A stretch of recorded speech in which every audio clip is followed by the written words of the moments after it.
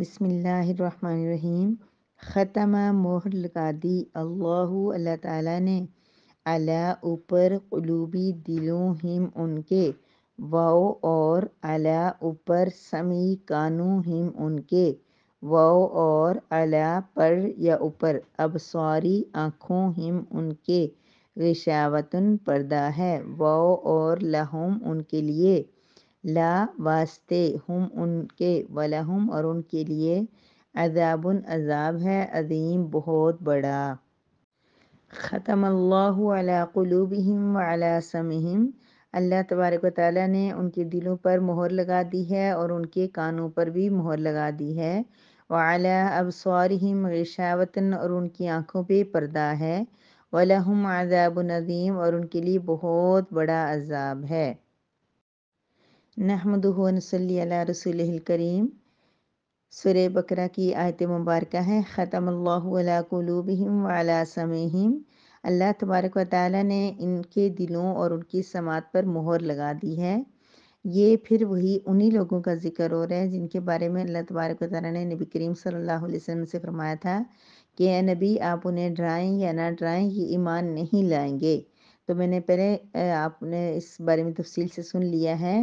کہ کیوں ایمان نہیں لائیں گے، اس وجہ سے کہ اللہ تبارک و تعالیٰ جانتے ہیں کہ ان کو جتنی بھی اب دعوت دے دی جائے ان پہ کوئی اثر نہیں ہوگا، وہ ایمان نہیں لائیں گے۔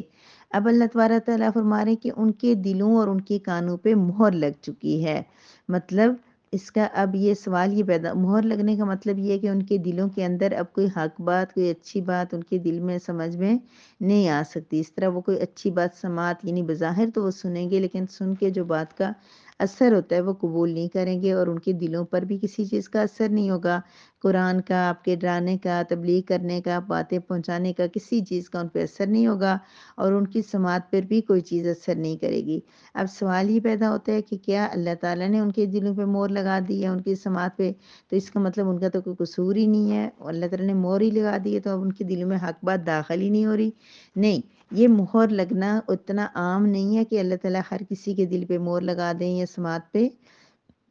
اللہ تبارک و تعالیٰ تب مہر لگاتے ہیں جب اللہ تبارک و تعالیٰ اپنے علم کلی کی بنا پر یہ جان لیتے ہیں اور بار بار اس انسان کو موقع دیتے ہیں، اس کو چانس دیتے ہیں، اس کو آگے بڑھنے کے لیے اس کو قرآن سناتے ہیں، اس کے دین اس تک پہنچاتے ہیں، نبی کریم صلی اللہ علیہ وسلم کی دعوت پہنچاتے ہیں، پھر اس کے باوجود وہ انسان پھر غلطیاں کرتا ہے، پھر اللہ تعالیٰ اس کو نظر انداز کرتے ہیں، اس کو معاف کرتے ہیں، پھر معاف کرتے ہیں، پھر اس کے باوجود جو شخص ایمان نہیں لاتا، ایمان سے روگردانی یا اس کے اندر سرکشی کی کوئی ایسی خاص دعوت اللہ تعالیٰ سے، اللہ کے سے بغض اور اس طرح کا ہوتا ہے کہ اللہ تعالیٰ سخت ناراضگی کی آخری حد اپنی جو اس پہ کر لیتے ہیں کہ اس پہ اوپر مہر لگا دیتے ہیں۔ اور یہ مہر لگانا اس لیے ہے کہ ان لوگوں نے اللہ تعالیٰ کے بار بار احکامات کے آنے کے باوجود بھی اس پہ کوئی اثر نہیں ہوا، تو اللہ تعالیٰ نے اس کے دل پہ مہر لگا دی۔ یہ بات تو ہو رہی تھی وہی ابو جہل، ابو لہب وغیرہ جن لوگوں نے کبھی بھی اسلام لانا نہیں تھا، اللہ تعالیٰ نے نبی کریم صلی اللہ علیہ وسلم کو بتا دیا کہ یہ لوگ ایمان نہیں لائیں گے۔ لیکن سوال یہ پیدا ہوتا ہے کہ کیا موجودہ دور کے ہمارے لیے بھی اس آیت کا کوئی ربط ہے، ہمارے لیے بھی اس کا مفہوم کا کوئی تعلق ہے؟ تو بالکل ہے۔ آج بھی اگر کوئی شخص اللہ تبارک و تعالیٰ کی بات کو اس کلام، اللہ کا کلام، اللہ کی بات، اللہ کا دین اس تک پہنچ رہا ہے، بار بار پہنچ رہا ہے، اللہ تبارک و تعالیٰ کی طرف سے دعوت پہنچ رہی ہے، اللہ کی طرف سے اللہ کا پیغام پہنچ رہا ہے، اللہ کی طرف سے کبھی کوئی جھنجھوڑنا کسی واقعے کے ساتھ اللہ تعالیٰ کسی آزمائش میں ڈال کے بھی انسان کو آزماتے ہیں اور اس کے لیے اس طرح کا موقع فراہم کرتے ہیں کہ وہ انسان اللہ سے توبہ کر لے، دین کی طرف آ جائے۔ بار بار بار بار ایسا کرنے کے باوجود اگر کوئی شخص ایمان نہیں لاتا اور اپنی ہر ترمی پر اڑا ہوا ہے اور اللہ تعالیٰ کے دین کی کوئی اس کے نزدیک اہمیت نہیں ہے، اللہ کے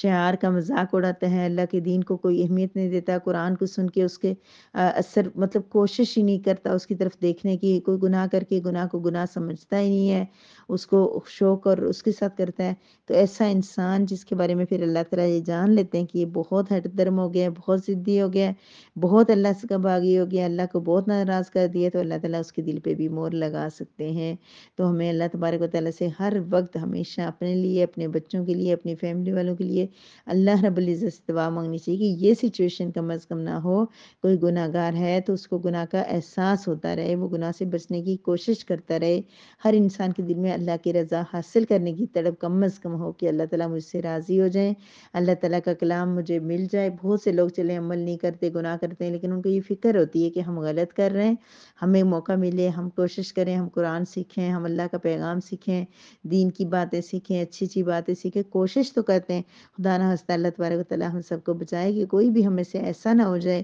کہ اللہ تعالیٰ ناراض ہو کے مور ہی لگا دیں، یعنی مور کے بارے میں آپ نے بہت تفصیل سے پڑھ لیا ہے کہ ان کے دلوں پر بھی مور لگ جائے گی اور ان کی سماعت پر بھی، جیسے کہ کوئی چیز بند کر دی جاتی ہے تب ان کے دل، یعنی کہ دل تو ہیں دھڑک رہے ہیں لیکن وہ سمجھنے کی کیفیت ان کے اندر نہیں ہے۔ اس طرح سماعت ہیں، باتیں سن رہی ہیں، لیکن سن کے جو اثر ہونا تھا وہ قبول نہیں کر رہے ان کے کان۔ وَعَلَىٰ أَبْصَارِهِمْ غِشَاوَةٌ، اور ان کی آنکھوں پر پردہ ہے، یعنی کہ آنکھیں دیکھ رہی ہیں۔ جیسے نبی کریم صلی اللہ علیہ وسلم کے دور میں آپ صلی اللہ علیہ وسلم کو سارے، ابو لہب نے، ابو جہل نے، جتنے بھی کفارے بڑے بڑے، انہوں نے نبی کریم صلی اللہ علیہ وسلم کو دیکھا تھا، قرآن کو دیکھا تھا، بہت سارے ان کے پاس دلائل آئے تھے، لیکن دیکھنے کے باوجود ان پہ گویا کہ اس طرح ان کا بیہیویئر تھا جسے پردہ پڑا ہوا ہے، جیسے آگے سامنے پردہ پڑا ہو، کوئی چیز نظر نہیں آتی، تو اس طرح۔ تو اللہ نہ کرے، اللہ نہ کرے کہ آج بھی اگر ہم میں سے کوئی قرآن دیکھتا ہے، قرآن سنتا ہے، اور بہت سارے اچھی اچھی آڈیوز، ویڈیوز اور بہت سارے احکامات نبی کریم صلی اللہ علیہ وسلم کی احادیث اور ہر طرح سے دین کی بات ان تک پہنچتی ہے، لیکن وہ ایسے بیہیو کرتی ہے جیسے پردہ پڑا ہوا ہے، بالکل سامنے دیکھتے ہی نہیں ہے، یا جیسے بچہ بات نہیں مانتا، ہم کہتے ہیں آنکھوں پہ پردہ پڑا ہوا ہے، تمہیں نظر نہیں آ رہی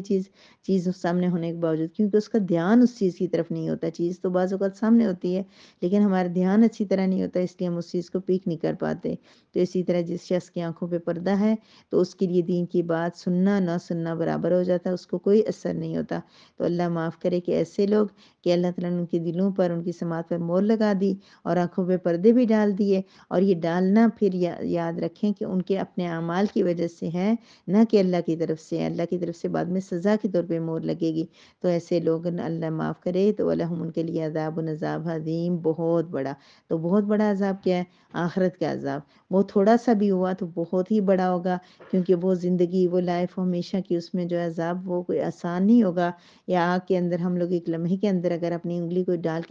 نہیں سکتے تو وہ اس میں آگ میں خدا نہ خواستہ تصور ہی ہمارے لیے کتنا بڑا ہے کہ آگ کے اندر رہنا۔ اگر ہم غور کریں، ہم ایسے تو کہتے ہیں آگ آگ آگ آئے گی، جہنم ہوگی، سارا کچھ، لیکن اگر تصور کریں کہ آگ کے اندر رہنا یعنی آگ تو لمحے کے لیے اگر کسی کو چھو کے گزرے تو اس کو کتنا کتنا عرصہ اس کی حالت خراب ہو جاتی ہے، کسی کو آگ لگ جائے تو وہ زندہ بچتا ہی نہیں ہے۔ تو یعنی کہ وہ ہمیشہ کے اندر، اگر انار، آگ کے اندر رہنا عذاب ہے، بڑا عذاب ہے، تو وہ کس قدر دردناک ہوگا۔ لیکن ہمیں دنیا میں رہتے ہوئے، دنیا کی لذتوں میں، ہمیں بالکل اس چیز کا خیال ہی نہیں رہتا کہ وہ آگ کیسی ہوگی، وہ عذاب کیسا ہوگا۔ ہمارا کوئی عمل ایسا نہ ہو، کوئی جھوٹ، غیبت، چغلی، زنا، کوئی گناہ ایسا نہ ہو کہ جو ہمیں اس عذاب میں پہنچانے والا ہو۔ تو اس بات کی فکر، اس کی کوشش اللہ تعالیٰ کو راضی کرنے کی اور اس مور سے بچنے کی ہمیں کرنی ہے، اور اللہ تبارک و تعالیٰ سے دعا بھی کرنی ہے کہ اللہ تعالیٰ ایسا ہمارے کسی مسلمان کے ساتھ، کسی کلمہ پڑھنے والے کے ساتھ ایسا نہ ہو کہ مور لگ جائے اس کے اوپر۔